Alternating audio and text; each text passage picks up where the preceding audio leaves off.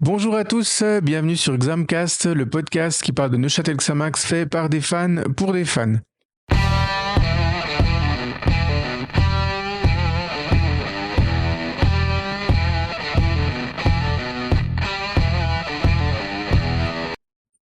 Aujourd'hui, je suis avec Mathéo. Salut Mathéo.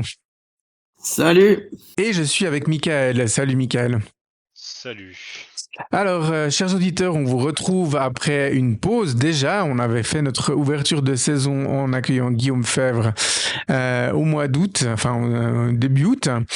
Et puis, malheureusement, je vous l'ai dit sur les réseaux, suite à mon déménagement, on n'a pas pu faire d'épisode pendant 2 semaines. Et puis, des petits problèmes techniques nous ont empêché de ressortir notre épisode traditionnellement le dimanche, mais l'épisode 2 est quand même bel et bien là. Et on se réjouit de vous retrouver et puis de reparler à nouveau de Xamax. Ce soir, ça sera un épisode un petit peu raccourci puisqu'on va uniquement débriefer le match du 23 août 2024 contre le FC Ville à la Lidl Arena. Et puis, on discutera aussi un peu quand même du prochain match dans la fin de l'épisode. Voilà, on peut passer tout de suite du coup au débriefing du match.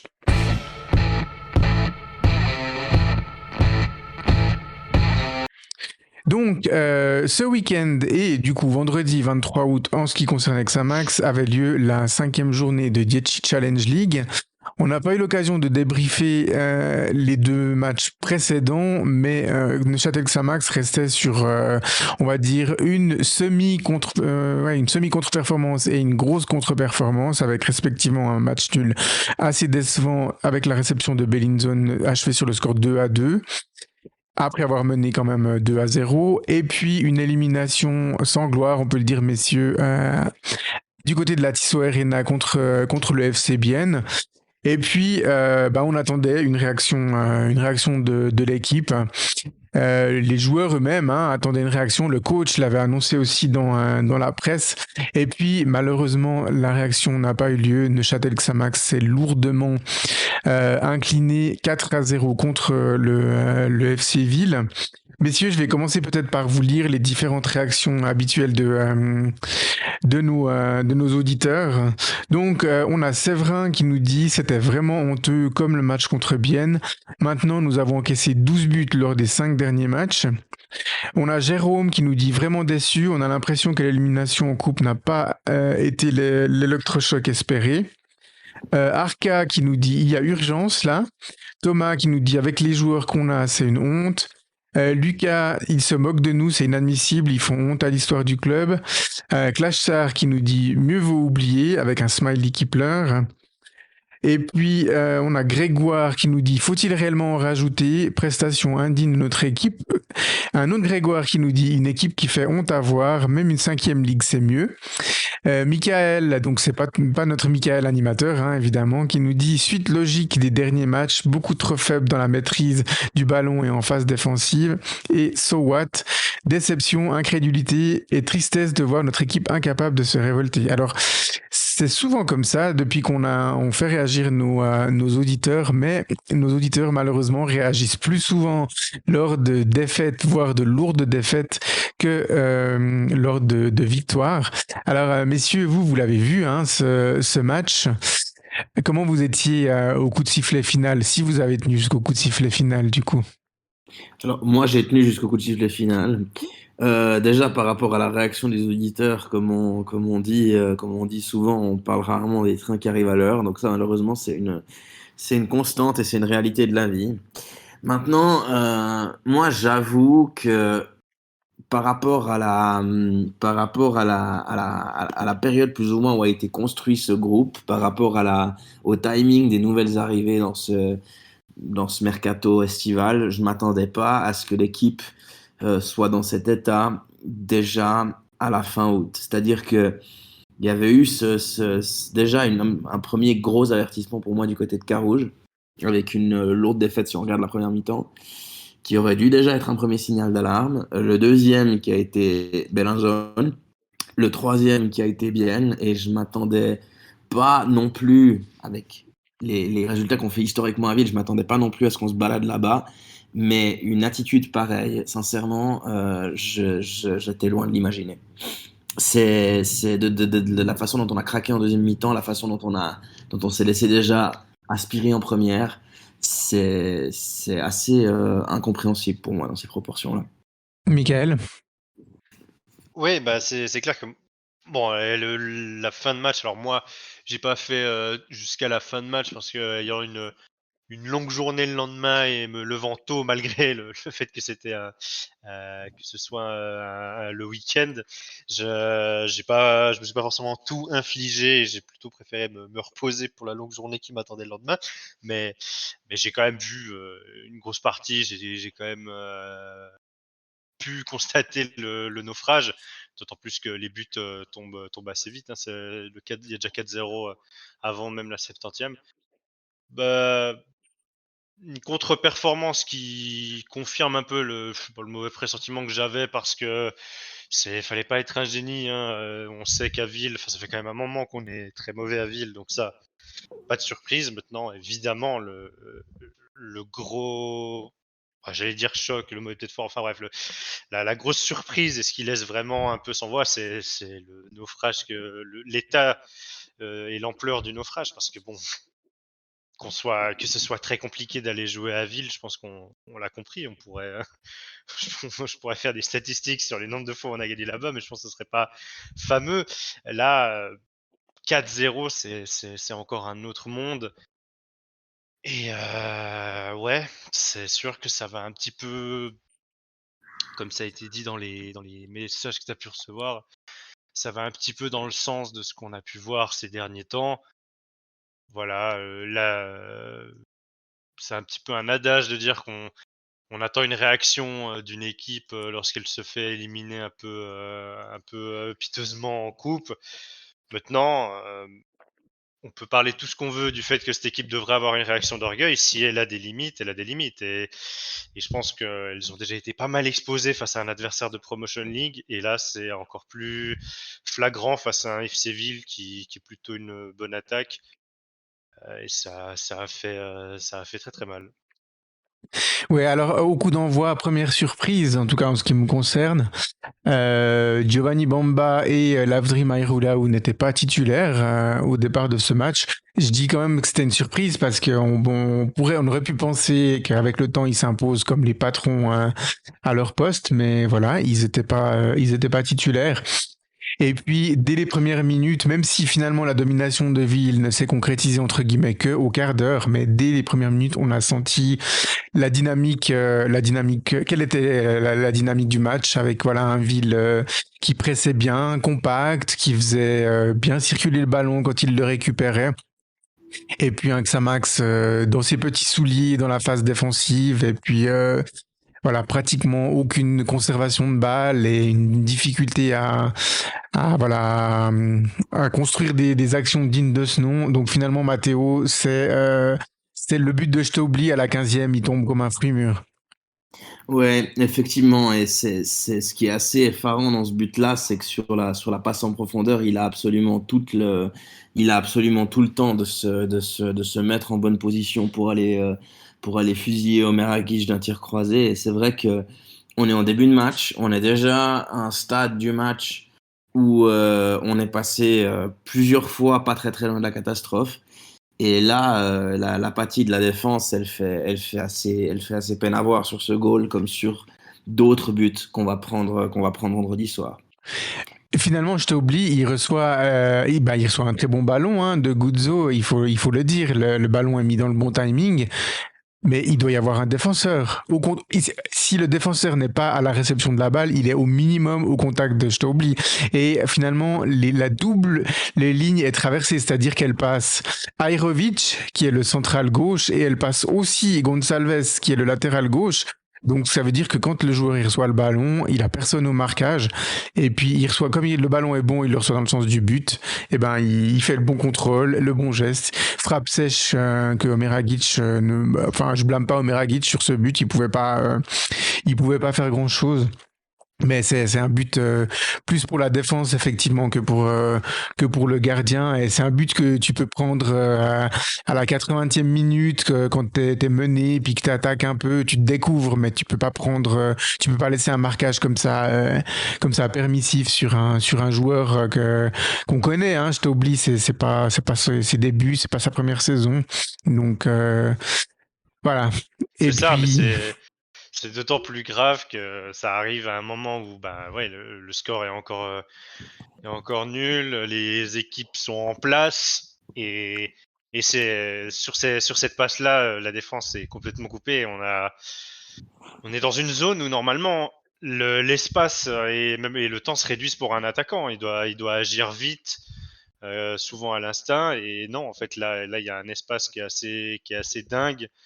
Tu le dis tout simplement, quelqu'un qui doit être au contact. C'est assez dingue quand même parce que là, on a un peu l'impression que la défense a fait de la figuration, sans citer un joueur en particulier, parce que là, on peut parler de défaillance de toute la ligne, mais ouais, gros manque même d'agressivité sur le porteur dans une zone où un attaquant est plutôt censé trouver des solutions face à des espaces réduits. ouais, finalement, le reste de la première mi-temps, il y a quelques actions encore pour Ville, mais on va dire que les Saint-Gallois, s'ils avaient décidé de pousser sur l'accélérateur, ils auraient, je pense, pu inscrire un deuxième but avant, avant la mi-temps. Ça n'a pas été le cas. Neuchâtel Xamax ne s'est pas procuré de grosses chances, hein. En première mi-temps, il y a eu un moment où Mouchi s'est fait un peu peur sur une passe en retrait d'un de ses coéquipiers. Il y a eu deux trois frappes non cadrées, mais c'était beaucoup trop peu pour espérer revenir au score avant la mi-temps.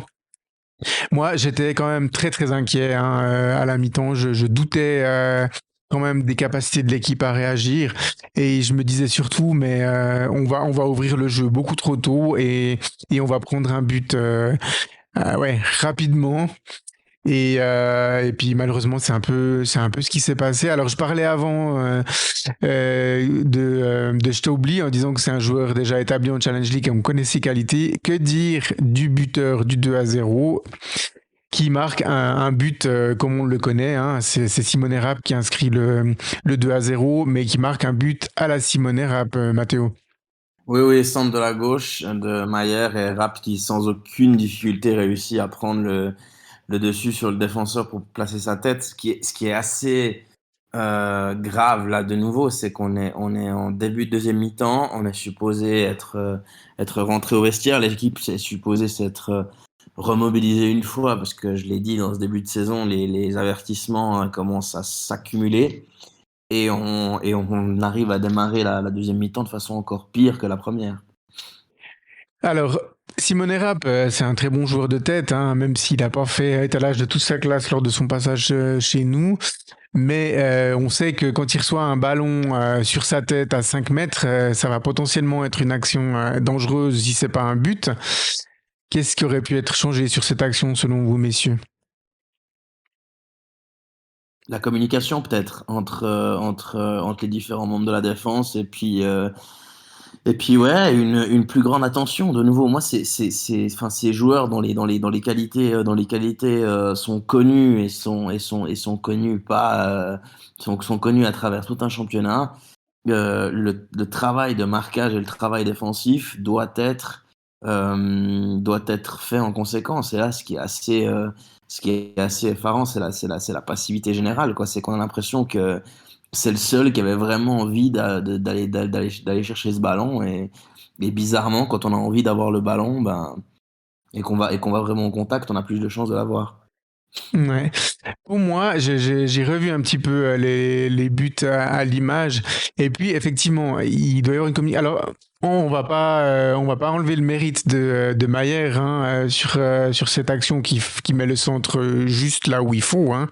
Je dirais, elle passe le premier rideau défensif, elle retombe pile sur la tête de Rapp, hein, et qui avait qu'à juste pousser la balle au fond avec ses qualités de jeu de tête.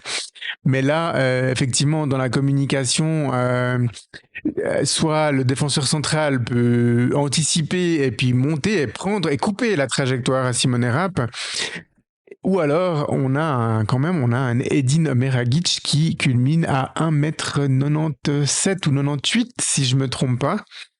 Donc, une balle dans les 5 mètres pour un gardien, il doit pouvoir aller l'accueillir. Hein. Mais je ne sais pas ce que vous êtes dit, messieurs, à ce moment-là. 1m96 pour Meragic. Aussi, ouais. C'est vrai que le gardien est aussi en mesure de pouvoir faire le ménage dans ces 16 mètres. Ah, là, il peut clairement la couper, Meragic. Au moment où il voit le ballon arriver, il peut. Alors certes, il est un peu plus petit que Simone Rapp en taille, mais il a l'avantage des bras, donc il peut aussi aller cueillir le ballon et il prend très peu de risques parce que on sait très bien dans ses actions que si Rapp il va au contact et il le bouscule, ça donnera faute pour nous. Donc voilà, sur cette action-là, la communication, elle doit venir entre les défenseurs centraux, mais aussi le gardien qui doit dire laisse ou qui doit venir faire le ménage.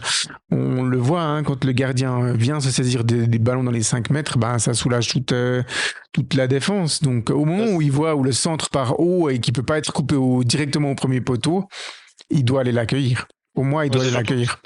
C'est surtout que c'est une cloche un peu le centre. Alors bon, il y a des joueurs devant lui. Enfin, il y a des joueurs au contact parce qu'il y a un défenseur Xamaxien qui est au contact de Rapp, mais qui se fait complètement avoir dans le duel aérien. Donc je sais pas trop de son point de vue à quel point, en sachant que le calcul doit se faire très rapidement, il estime que la sortie est possible. Mais pour moi, il doit y aller. Alors bon, est-ce qu'il peut la capter ou même faire ou même la toucher des points, c'est autre chose. Mais c'est sûr que le centre un peu en cloche laisse probablement une petite marge de manœuvre, encore une fois, une prise de décision extrêmement rapide à effectuer. C'est aussi un peu ce qu'évoquait Guillaume Fèvre lorsqu'il parlait du fait de la repousser, comment la repousser, la capter. C'est quelque chose qui doit arriver très rapidement là-dessus. Aussi, peut-être il doit prendre une décision. Et là, il y a une absence de décision qui fait que derrière, sur le duel de la tête, c'est presque à bout portant. Il peut rien faire. Il la touche, mais il la dévie dans le but. Il est même presque quasiment dans son but lui-même. Donc, ouais, je pense qu'il a peut-être aussi mieux à faire. C'est aussi un peu symptomatique de son début de saison. Il n'est pas tout à fait. Je sais pas si c'est de la confiance, mais en tout cas, il n'est pas tout à fait dans son meilleur état de forme, à mon avis, parce que là, je sais pas. J'ai quand même le sentiment qu'un gardien un peu plus serein va faire le ménage, quitte à se faire toucher, et c'est faute quasi automatique contre le gardien à ce moment-là. Pour autant qu'il rentre pas dans un camion dans le joueur, on en reparlera pour commenter le 4e but, mais effectivement, donc voilà, c'est encore un but. Alors certes, voilà, on a un joueur efficace de la tête, on le sait, on peut pas dire qu'on ne le savait pas, il a joué pour nous pendant une année, mais voilà, on n'arrive quand même pas à le contrer. Et puis, à peine le temps de se remettre du 2-0 que, quelques 5-6 minutes plus tard, Simone Rapp remet ça. Mais alors là, par contre, sur ce but, rien à dire, hein, messieurs. Enfin, Mathéo, c'est toi qui as vu ce but aussi en direct. Et là, il est assez incroyable. On peut que applaudir le jeu des attaquants de ville. Je pense que la défense n'aurait pas pu faire mieux sur ce coup-là. Alors, moi j'applaudis l'audace du geste et puis l'audace de la subtilité du geste, et il faut toujours oser faire ces gestes-là, même si je pense qu'un attaquant en pleine confiance dans un match est beaucoup plus susceptible de tenter ça qu'un attaquant qui se cherche, c'est mathématique. Maintenant, là aussi, il y a une prise de risque salutaire de Rapp, il y a un magnifique geste qu'il faut lui laisser. Maintenant, c'est aussi, il y a beaucoup trop d'espace général dans cette défense. C'est de manière générale, hein. Et moi, j'ai vraiment, en voyant le but, c'est vrai que j'ai suivi autant attentivement le geste de Rapp en voyant que c'était plus une talonnade dans l'air qu'il faut tenter. Maintenant, il la tente aussi parce qu'on lui laisse toute la liberté pour la tenter. Ouais. Et c'est un peu la conséquence, malheureusement, de notre marquage, pour le coup, encore une fois, catastrophique. Alors là, il joue bien le coup, parce que contrairement au deuxième but où il fait un appel tout droit, on va dire, là, il coupe la trajectoire. Donc, c'est des appels qui sont toujours très difficiles à lire pour les défenseurs. Hein.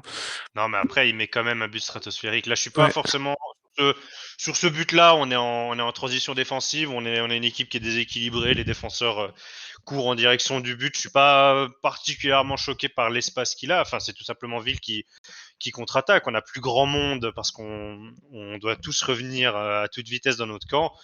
Et il met un geste improbable. En réalité, s'il tente pas ce geste incroyable, il doit faire quoi? Il doit la contrôler. Et dans ce cas-là, Irovic est sur lui. Mais là, ça va juste trop vite. J'ai pas forcément un comportement défensif qui m'a particulièrement choqué sur cette action parce Non, non. on revient à toute hâte dans nos buts. C'est une Alors le but, lui, ça vient d'un exploit individuel parce que le geste est exceptionnel, mais la base de l'action, ça reste une transition offensive de Ville qui l'a joué assez rapidement. Ouais, effectivement, on peut que leur dire bravo sur ce coup-là. Et puis, voilà, à ce moment-là, on est à la 60e minute. Il reste encore une demi-heure de jeu. Mais, messieurs, à ce moment-là, pour nous, là, mais c'était dit, hein. Ouais, bah, pour revenir à ce que tu disais sur le fait d'avoir vu le but en direct, celui-là aussi, je l'ai vu en direct. C'est après, je pense que je suis allé me coucher pas très longtemps après, avec ma longue journée qui m'attendait. Je me suis pas plus infligé ça. Donc ouais, le quatrième, je l'ai vu en replay. Mais justement, ouais, là, la messe était clairement dite. Et moi, de mon côté, je savais qu'il y avait plus grand-chose à attendre de ce match. C'est aussi un peu pour ça qu'il était temps d'aller dormir. Mais bon, voilà, malheureusement, ouais, t'as déjà complètement raté ton match et il y a ce quatrième but qui vient encore empirer le tout. C'est quand même un petit peu dramatique, hein, la tournure qu'a pris ce match, franchement.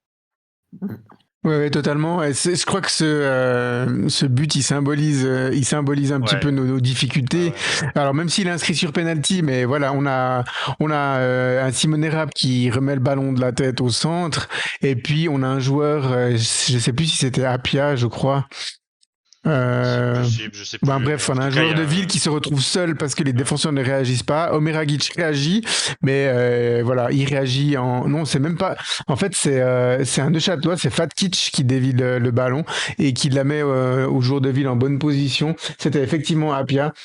Et puis Omeragic qui sort et qui alors sort comme un camion. On en parlait avant où il aurait dû sortir sur le 2-0 puis tenter d'intercepter le ballon. Là, il essaye, mais alors il sort le pied en avant, il fauche le joueur de Ouais. ville, penalty indiscutable. Et puis voilà, un penalty transformé sans aucun souci par Endao qui est un bon joueur de penalty 1 et c'est pas le premier qu'il inscrit contre nous et en Challenge League de manière générale.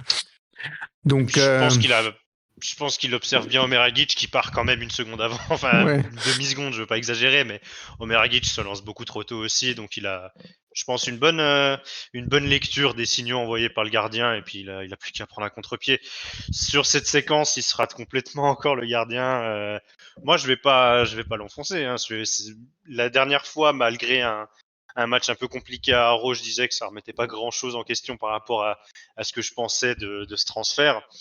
Je vais pas retourner ma veste maintenant. Après, c'est clair qu'il va falloir aussi qu'il entre dans sa saison parce que les matchs compliqués, il les enchaîne. Et là, il faut encore une séquence compliquée pour Edin Omeragic quand même. Après, j'ai pas encore fait un épisode complet depuis le début de la saison, mais je me permets de poser là un point duquel on va pouvoir certainement rediscuter. C'est-à-dire que moi, je l'avais déjà dit en début de saison passée que malgré tout le respect que j'avais pour notre gardien de la saison passée, Théo Guivarch, ce n'était pas une insulte que de lui mettre une concurrence. Et moi, je me pose quand même la question du timing de l'arrivée d'Omeragic. Au final, il est arrivé 6 heures avant le dernier match amical. Il a eu qu'une semaine d'entraînement. Le championnat a démarré directement après. On sait qu'un gardien, c'est un poste particulier. On sait que quand il y a un nouveau titulaire qui doit être intronisé, il faut le faire petit à petit. Et là, je me pose quand même la question de la stratégie du club par rapport au timing de son arrivée. C'est une question que je pose là, qui est, enfin, c'est un peu, je sais que c'est pas forcément pratique pour vous, mes collègues, et que c'est pas un timing extraordinaire. Mais moi, je me pose de plus en plus la question du timing de son arrivée. Parce Ah, que c'est franchement, s'adapter à une nouvelle défense, à de nouveaux coéquipiers, à des nouveaux automatismes pour un gardien, il faut quand même un peu plus de temps qu'un joueur de champ, normalement. Ouais, non, mais c'est d'autant plus pour ça que je lui jette pas la pierre, parce que honnêtement, si Guy Varch avait réalisé ce genre de performance la saison dernière, j'aurais été beaucoup plus choqué, parce que c'est quand même de très mauvais matchs qu'il réalise pour le moment, Meragic. Mais justement, là, il y a quand même un vrai élément pour pondérer ça. Ça reste le timing de son arrivée. C'est compliqué à dire. Je sais pas à quel point c'était prévu ou pas par le club, parce qu'on a l'impression que c'est une opportunité qui s'est libérée, parce que tous les transferts jusqu'ici avaient été effectués. Alors ça paye pas forcément, mais ça c'est une autre question. Mais tous les transferts avaient été effectués quand même avec une, euh, une certaine anticipation, on va dire. Et là, ouais, il y a eu ce changement de gardien qui s'est fait très rapidement. Certainement que ça aide pas. Après, voilà, des fois ça aurait pu aussi tout aussi bien cliquer très vite. Le gardien est dans une bonne confiance et sur un nuage, et ça, ce genre décolle extrêmement bien. Donc c'est voilà, ça se joue probablement à certains détails, et forcément que son arrivée tardive est un de ces détails qui peut faire pencher la balance du côté de son mauvais début de saison. Je sais pas à quel point ça s'est dégoupillé sur le tard, ce dossier, parce qu'effectivement ça rentre pas tout à fait dans la logique qu'avait le club sur ce début de championnat, sur cette pré-saison, de faire signer les joueurs quand même relativement vite, hein. On avait notre mercato qui était réalisé à 90% avant les 2 derniers matchs de pré-saison. Ouais. Ouais, pour moi, la situation de Guy Varch et du gardien, elle est quand même tributaire, à mon avis, des statuts des joueurs étrangers. Parce que bah voilà, les dirigeants nous l'avaient dit, hein, dans l'épisode de fin de saison, qu'il y avait eu toute une période d'évaluation. C'était valable pour les joueurs suisses, mais c'était aussi valable pour les joueurs étrangers. Alors certains étaient en fin de contrat et il y a des décisions qui ont été prises, et on avait des joueurs qui étaient encore sous contrat. Et je pense que le staff s'est posé la question sur tous les joueurs étrangers. Est-ce qu'ils étaient vraiment une plus-value à l'équipe, ou pas forcément? Il fallait vraiment qu'ils soient un renfort, hein. Quand moi j'ai commencé à suivre le foot, quand on parlait des joueurs étrangers, on disait des renforts venant de l'étranger, donc ça devait vraiment être des joueurs de qualité supérieure qui amenaient une plus-value à l'équipe. Et puis on l'a dit la saison passée, on l'a dit un peu à demi-mot, hein, mais Théo Guivarch n'a pas toujours été voilà, indiscutable dans ses buts. Alors il a été aux yeux du coach parce qu'on n'a pas donné sa chance ni à Benjamin Roth ni à Isias Sumel. Mais voilà, dans d'autres clubs, peut-être qu'il aurait fait quelques matchs sur le banc pour voir ce que le numéro 2 avait dans le ventre, tout simplement. Donc, je pense que quelque part, on a essayé de trouver une opportunité à ce moment-là, et puis Edino Meragic étant bloqué du côté de Servette, bah, c'était la situation idéale pour nous. Alors, la question c'était est-ce qu'on le voulait en prêt ou est-ce qu'on voulait l'acheter? Et je pense que c'est ce qui a pris un petit peu de temps pour convaincre aussi le joueur, mais aussi Servette de le libérer de son contrat ou de le vendre moyennant une petite indemnité. Et puis ensuite, une fois que ça s'était fait, c'était évident qu'on n'allait pas rester laisser une concurrence entre Meragic et Guy Varch. Et puis on a tout simplement laissé un bon de sortie aux joueurs français. Et puis voilà, heureusement pour lui et puis aussi pour nous, j'ai envie de dire, ben il a pu trouver un club assez rapidement. Mais c'est dans ce sens-là, à mon avis, que les choses se sont faites. Et puis si on n'avait pas trouvé un numéro 1 suisse indiscutable, eh bien, on aurait continué avec Guy Varch jusqu'à la fin de son contrat. Et puis voilà, donc c'était une prise de décision avec une opportunité. Et quand l'opportunité se concrétise, eh bien voilà, on dit aux joueurs, ben écoute, on compte plus sur toi. L'autre va être numéro 1. Et puis si tu veux partir, on te mettra pas des bâtons dans les roues pour partir. J'ai plus l'impression que ça s'est fait dans ce sens-là. Oui, non, mais totalement. Parce que j'ai un petit peu oublié d'évoquer cette donnée-là, mais bien sûr, enfin, le cas des joueurs étrangers est pas anodin, surtout lorsqu'on commençait à pressentir, et on a fini par signer Pascal Onyekashi, qui allait rajouter encore une place, qui allait prendre une place dans l'effectif. on commençait à se dire attention à gérer un peu cet équilibre-là. Et dans ce sens-là, avoir son gardien qui est dans les joueurs étrangers, c'est toujours compliqué parce que c'est un joueur qui prend tout le temps, qui prend forcément une place. Et même s'il est numéro 2, il prend une place parce qu'il est sur le banc. Donc, ouais, c'est pas forcément facile à gérer. Euh, à l'époque, tu parlais des quotas d'avant. C'est sûr que c'était d'autant plus strict. Donc, un joueur étranger devait être là parce qu'il apportait une plus-value certaine par rapport à ce qu'il y avait dans cette position chez les locaux. Voilà, une position donnée. Les quotas sont moins stricts aujourd'hui, mais c'est la logique, elle est quand même là. C'est-à-dire que pour un Guy Varch, à l'heure du bilan après ces 3 saisons, je crois, Ouais, tu peux te demander, c'est légitime de se demander, d'accord, bon, on a fait 3 saisons de Guy Varch. Est-ce qu'il apporte plus qu'une option réaliste chez un gardien suisse? La réponse, elle n'était pas forcément oui. Et même en comparaison à Omer Agic, je pense que le choix ensuite était tout à fait logique. Maintenant, voilà, ces considérations-là ont fait que c'est un processus qui s'est débloqué sur la fin. Et j'imagine qu'il y a une part de ça pour au moment d'analyser ces mauvaises performances. Mais voilà, maintenant, on verra la suite. C'est le choix. Hein. Ce qui est dommage dans cette histoire, c'est que le choix, il est 100% défendable. C'est sûr que ça aurait probablement été plus simple, même pour lui, que ça se fasse 2 semaines avant, ou même une semaine avant. ouais. Mais sinon, le choix, j'en démords pas. Hein, il est complètement défendable et j'espère pour le joueur que ça va, et pour nous, que ça va se régler et qu'il va aussi trouver son équilibre parce que les performances pour le moment sont pas satisfaisantes, mais qu'il n'y a aucun doute sur le fait que ce soit un gardien de Challenge League. On l'a vu lors des matchs disputés contre le Stade Lyonnais ou des matchs disputés par le Stade Lyonnais contre les autres équipes de Challenge League. C'est un gardien qui a beaucoup de qualité, Omer Agic. Et puis il est jeune, hein, il a 22 ans, donc voilà, rien n'est perdu. Mais je pense que lui-même, il est aussi conscient que voilà, il peut apporter plus à l'équipe. Voilà, la discussion autour du gardien nous permet de parler finalement d'un sujet récurrent depuis maintenant 3 matchs.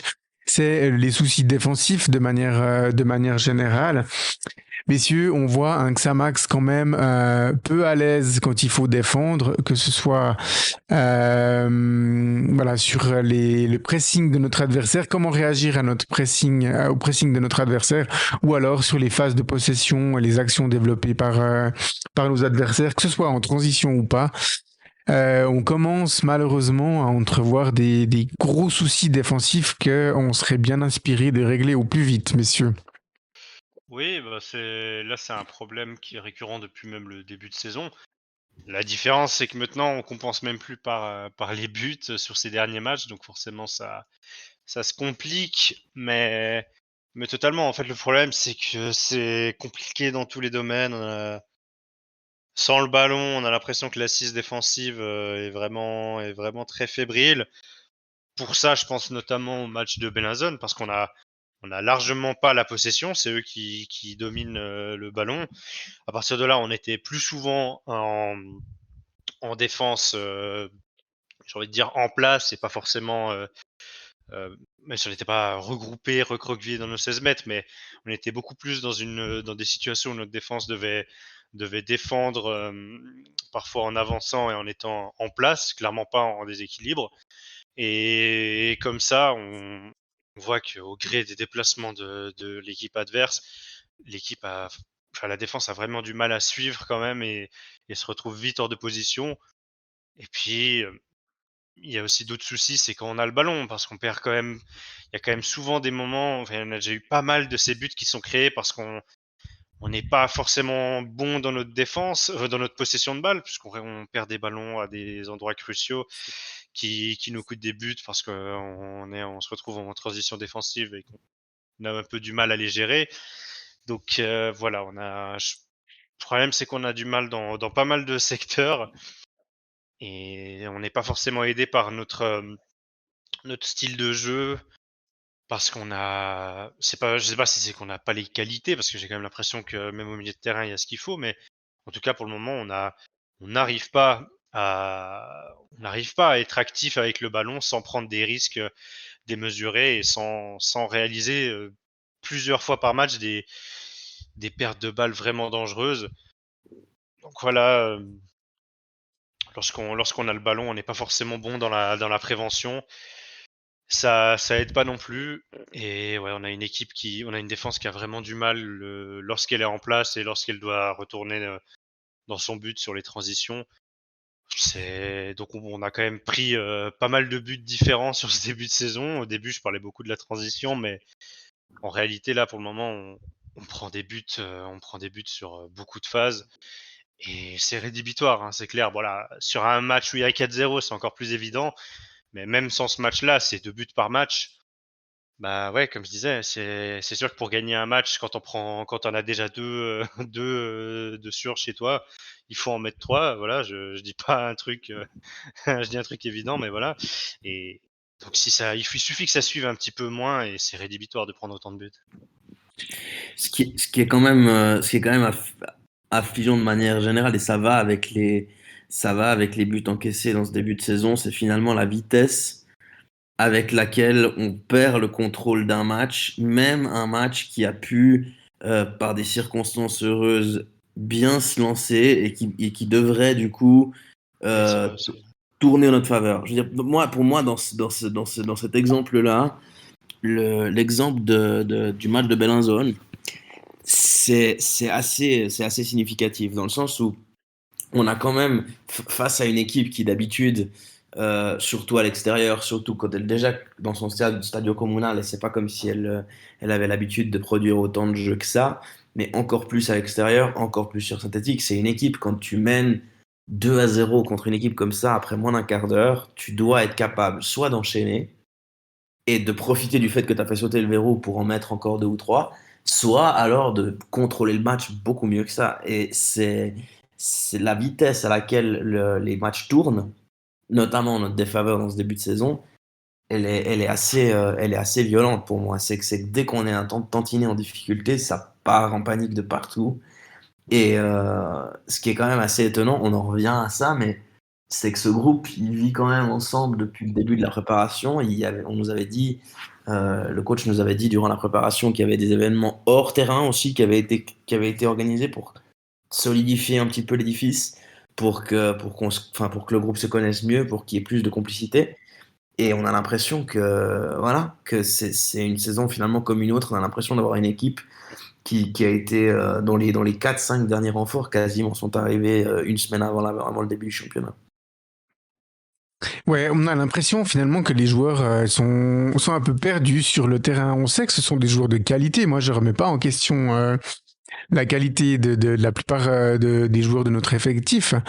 Mais c'était particulièrement frappant, je trouve, contre Ville et puis Bienne et même contre Bellinzone finalement. C'est que en face de nous, on avait une équipe. On avait une équipe qui avait pas forcément des individualités clinquantes, des joueurs champagne ou autres, mais des joueurs qui savaient jouer ensemble, qui défendaient ensemble, qui attaquaient ensemble, qui attaquaient de manière coordonnée, qui défendaient aussi de manière cohérente et coordonnée. Et à ce niveau, eh ben, ça fait toute la différence. Et les individualités qu'on peut avoir, eh ben, elles s'expriment pas non plus finalement, hein, parce on n'est pas sauvé par les exploits de l'un ou l'autre de nos joueurs qui des fois peuvent débloquer un match à eux tout seuls. Mais là, c'est pas le cas. Et du coup, on n'est que le 5e match de la saison, 6e si on compte le match de coupe. Mais les inquiétudes sont là, vraiment, les inquiétudes sont là, parce qu'en plus les performances vont décrescendo. Le match de Bellinzone était mauvais, où on est dominé par Bellinzone, mais on s'en sort avec un 2-2 et on prend ça à la limite comme une victoire à la fin du match. On perd du temps pour gagner un 2-2, alors à domicile, on doit essayer de pousser, même si on se fait rejoindre, on doit essayer de pousser pour empocher les 3 points. Une élimination, pardon, du côté de Bienne, sans gloire. Mais voilà, on avait quand même une petite réaction en fin de match et puis on avait marqué un but pour faire un semblant de pressing à la fin pour essayer de revenir au score. Mais finalement, on a été plus proche du 3-1 qu'autre chose et sans plusieurs arrêts de grande classe de Mossy, le 3-1 voire le 4-1 serait tombé. Et puis le clou du spectacle, ce déplacement à Ville où là vraiment à aucun moment on nous a senti, alors de retourner le match, on n'en parle même pas, mais même de marquer un but. Enfin c'était et puis on sentait que moi là, à la fin je me demandais même pas si on allait pouvoir essayer de sauver l'honneur ou autre. La question c'est est-ce que Ville allait continuer à jouer à fond et puis combien de buts ils allaient encore pouvoir marquer. On a l'impression que chaque fois qu'ils poussaient, ça aurait pu finir en but ou en tout cas en très très grosse action. Donc, ouais.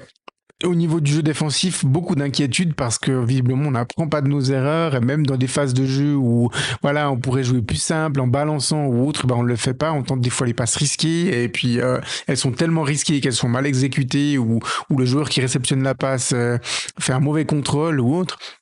Et on se met en difficulté. Finalement, toutes les phases offensives de l'adversaire nous mettent en difficulté. Les pertes de balles de notre équipe, les contre-attaques, les attaques placées. Enfin, si on est en danger sur toutes les phases de notre adversaire, la saison va être longue, très longue. Hein. Ouais, c'est ça, c'est aussi ce que j'évoquais avant et du coup je suis complètement d'accord. C'est ce qui est pour moi inquiétant, c'est qu'on soit vraiment autant en difficulté sur autant de phases différentes parce que, par exemple, au sortir d'un match contre Carouge où les défaillances sont vraiment simples à identifier, je sais pas si je suis pas franchement inquiet plus que ça. Enfin, je me dis que dans le contenu, dans le plan de jeu, on avait l'idée qui était là, mais ensuite ça s'est pas concrétisé parce on a des soucis dans la transition. Euh, voilà, et au final, c'est pas que ça maintenant. On est vraiment en difficulté un peu dans tous les secteurs. Et c'est vrai que c'est des crescendo parce que il y a ce match où on doit perdre probablement contre Bellinzone, ce match contre Bienne où même honnêtement on fait même pas vraiment illusion parce que Bienne est presque malchanceux de s'en sortir sans un but supplémentaire et puis de manière générale, de toute façon t'as été dominé sans vraiment y croire face à un adversaire d'une division en dessous. Et là maintenant cette catastrophe contre Ville, c'est vrai il est temps un petit peu pour les joueurs et pour tout le groupe de reprendre un peu le fil de leur saison s'ils veulent rester dans le bon wagon parce que pour le moment il y a quand même des signaux inquiétants et ouais, c'est vraiment un peu l'idée clé pour moi, c'est qu'il est temps de reprendre le fil parce que là c'est compliqué. Alors bon, on fera un peu le l'anticipation du prochain match vers la fin, mais ce sera en plus pas face à un client facile. Mais c'est clair que là, on attend, on attend quand même désespérément une réaction parce qu'il y a beaucoup de signaux très négatifs. Totalement, ça nous permet d'embrayer effectivement sur le jeu offensif qui fonctionnait bien sur les premiers matchs, à l'exception du match contre Carouge. Ça a bien fonctionné aussi dans le premier quart d'heure contre Bellinzone, on peut l'inclure là-dedans. Avec un jeu vertical extrêmement rapide où on a misé beaucoup sur les qualités de Onyekashi, mais aussi voilà quelques beaux gestes de la part notamment de Demassai et de Koné, voire de Touati hein, aussi, qui a été beaucoup impliqué dans les premiers buts inscrits lors de cette saison. Ouais. Et puis là, on a l'impression, en même temps que on n'arrive plus à faire ce qu'on faisait lors des premiers matchs. Et puis, je pense que c'est aussi un parallèle de ça, c'est que nos adversaires ils ont pas attendu que Onyekashi marque 15 buts sur la saison pour se dire lui, il faudra le surveiller comme le lait sur le lait sur le feu, pardon. Et puis Onyekashi, il a été transparent comme la plupart des joueurs, comme tous les joueurs offensifs, hein, mais il a été transparent surtout parce qu'il a été très bien tenu par les défenseurs de ville, messieurs. Oui, et puis en soi, c'est pas, j'ai envie de dire, dans une équipe qui tourne, c'est pas si grave parce que je vais pas faire de comparaison avec de grands joueurs, mais je veux dire un joueur dont les qualités sont autant spécifiques et, euh, et identifiables euh, attire aussi une certaine attention de la défense. Et normalement, si tu as si t'as plusieurs armes à ta disposition, tu peux t'en servir de ça, du fait que un joueur qui inquiète autant l'équipe dans la profondeur va forcément un petit peu changer la manière de jouer de cette équipe, ou en tout cas la manière de défendre de certains de ses joueurs. Mais c'est pas le cas parce que là, on est un petit peu sans réponse maintenant. On doit quand même beaucoup jouer maintenant sur la créativité. Je veux dire, contre Bienne, à chaque fois qu'on avait le ballon, l'équipe jouait un peu plus regroupée. Ils n'ont pas spécialement joué bloc bas, hein. Lorsqu'on était un peu plus reculé, ils n'hésitaient pas à venir, à monter nous chercher. Mais voilà, lorsqu'on essayait un minimum de construire sur attaque placée, ils se regroupaient. Et ensuite, c'était là que c'était fermé. Et à chaque fois, on se heurtait à un mur parce qu'il n'y avait juste pas d'idée, en fait. Il y a eu plusieurs fois, là je parle spécifiquement du match contre Bienne, mais on a vu plusieurs fois des centres envoyés un petit peu n'importe comment. On essaye des fois de sauter la défense, mais c'est pas précis et ça sort, ou alors c'est pour le gardien. Et voilà, là l'équipe juste, elle doit s'adapter, elle doit avoir un petit peu plus de diversité dans son jeu. Et malheureusement, là c'est pas le cas, et il y a l'attaque qui suit plus. Ça devient compliqué de gagner des matchs, encore une fois, en prenant 2 buts par match. Et bon, bah, spécifiquement sur le match de Ville, bon, bah, c'est sûr que de toute façon, quand tu es autant défaillant derrière, c'est même pas que notre manque de dangerosité devant le souci, mais effectivement, on n'a pas marqué, donc on peut clairement l'inclure là-dedans. Et faut que Uli Forte trouve quelque chose, parce que dans l'animation, c'est vraiment pas suffisant ce qu'on propose. Ouais, totalement. Je suis d'accord avec ça. Voilà, messieurs, je pense qu'on peut passer à la séquence de fin, la préparation du match contre Vaduz. Vous êtes d'accord avec ça? Oui, Tout oui. à fait.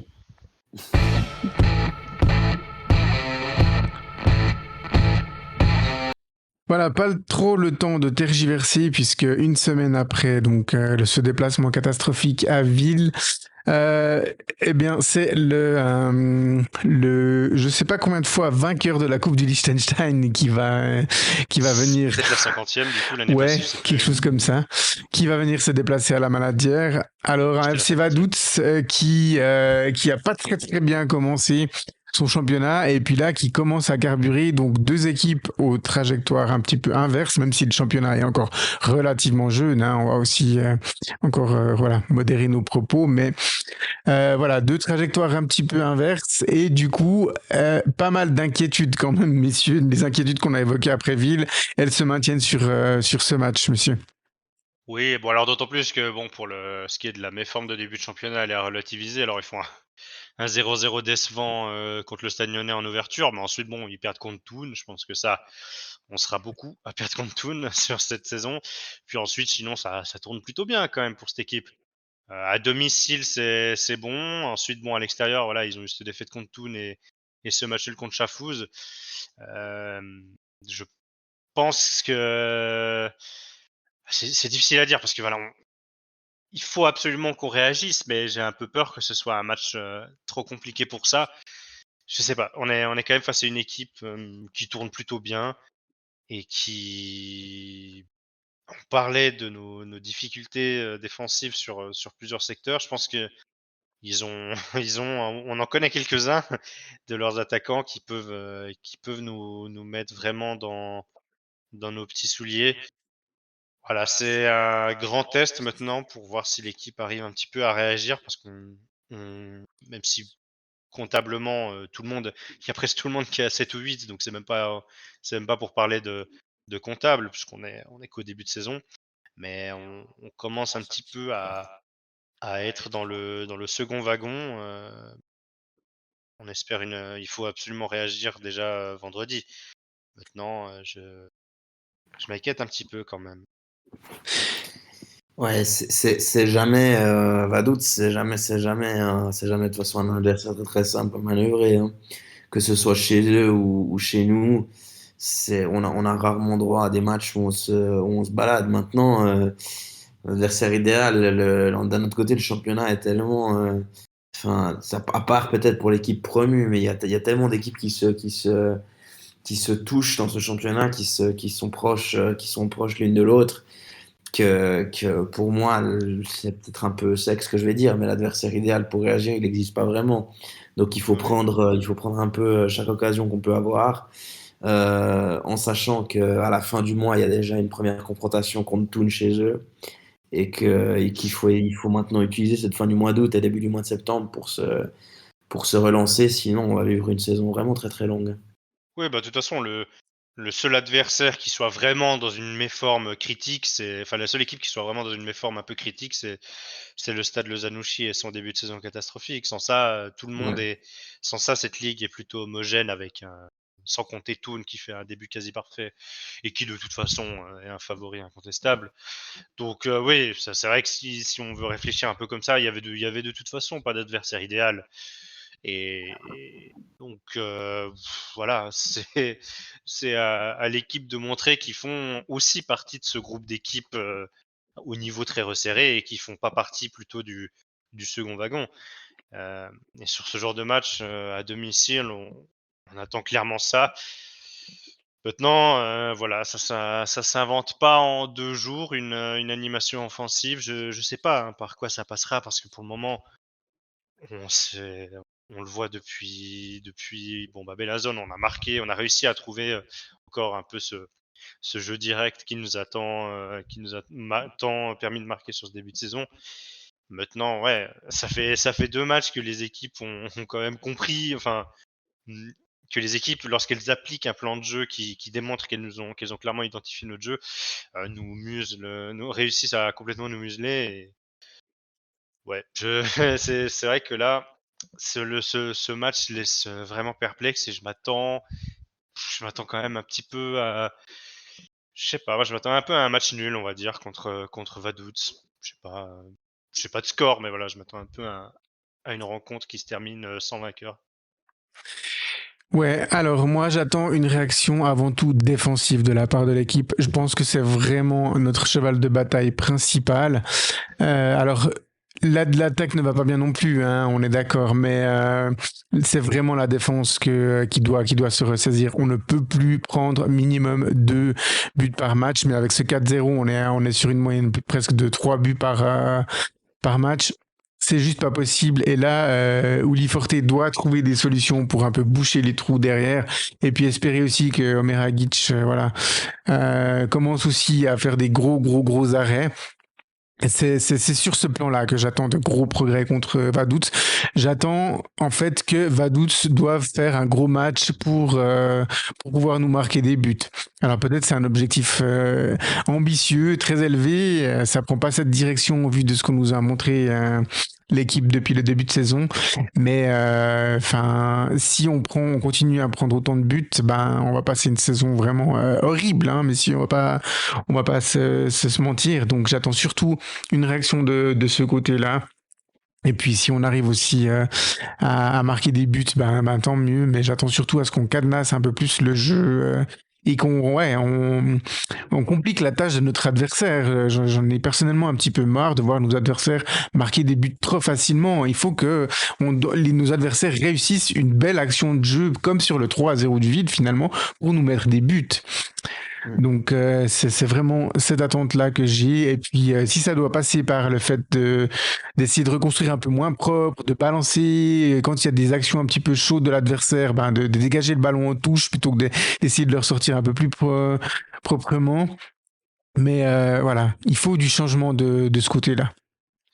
Oui, bon, c'est vrai que je mettais l'accent sur la frustration un peu que m'ont procuré un peu ces derniers matchs sur l'animation offensive, mais bon, c'est vrai qu'on s'est mis dans une situation ingrate où même si on n'est pas bon offensivement et qu'on attend plus, on doit aussi assurer derrière. Donc ouais, je sais pas, c'est vrai que la réaction, une des réactions possibles, c'est aussi d'essayer d'un petit peu plus verrouiller derrière.